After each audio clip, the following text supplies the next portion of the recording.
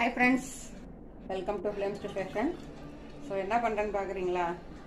என் பையனுக்கு பாலாத்திட்டுருக்குறேன். ஸோ இந்த சமயத்தில் உங்கள்கிட்ட ஒன்று பேசணும்னு தோணுச்சு.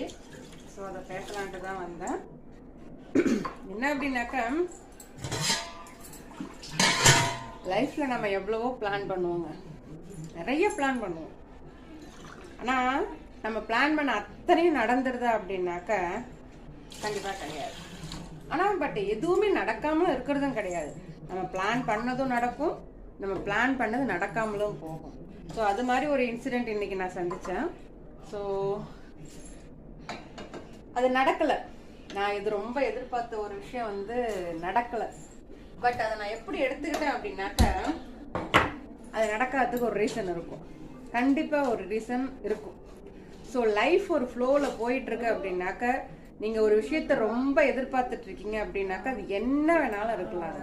உங்கள் படிப்பாகட்டும், உங்கள் வேலை சம்மந்தமாகட்டும், உங்கள் முன்னேற்றம் ஆகட்டும், நீங்கள் ஏதோ கற்றுக்க போகிறீங்க, இல்லை எதையோ எதிர்பார்த்துட்டு இருக்கீங்க, எது சம்மந்தமாக வேணாலும் நம்ம ஒரு விஷயத்தை எதிர்பார்த்துட்டு இருக்கும்போது அது நடக்கலை அப்படின்னும் போது உண்மையிலே நம்ம உடஞ்சி போகும். நான் இல்லைன்னு சொல்லலை, அந்த கஷ்டம் இருக்கத்தான் செய்யும். பட் அதுலேருந்து நம்ம வெளியில் வரோம் பார்த்தீங்களா, அதுதான் நம்மளுடைய ஸ்ட்ரென்த்து.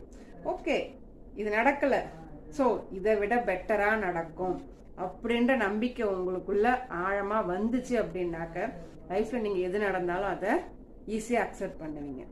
அதே மாதிரி தான் நான் என் லைஃப்பில் நடக்கிற எதுனாலும் ஈஸியாக அக்செப்ட் பண்ணிக்கிறேன். இன்றைக்கி நான் அவ்வளோ பெரிய ஒரு டிஸப்பாயின்மெண்ட் சந்தித்தேன் நான். பட்டு அதை நான் பெருசாக எடுத்துக்கும் போது இந்த சிரிப்பு என் முகத்தில் இருக்க வாய்ப்பு இல்லைங்க. கொஞ்சம் சேடாக இருந்துச்சு, நான் இல்லைன்னு. பட் பவுன்ஸ் ஆகி நான் திரும்ப எப்பயும் போல நான் வந்துட்டேன். ஸோ இன்னைக்கு இது நடக்கலை அப்படின்னாக்க இதை விட பெட்டராக ஒன்று உங்களுக்காக வெயிட் பண்ணிட்டு இருக்கேன். ட்ரை பண்ணி பாருங்கள். All the best.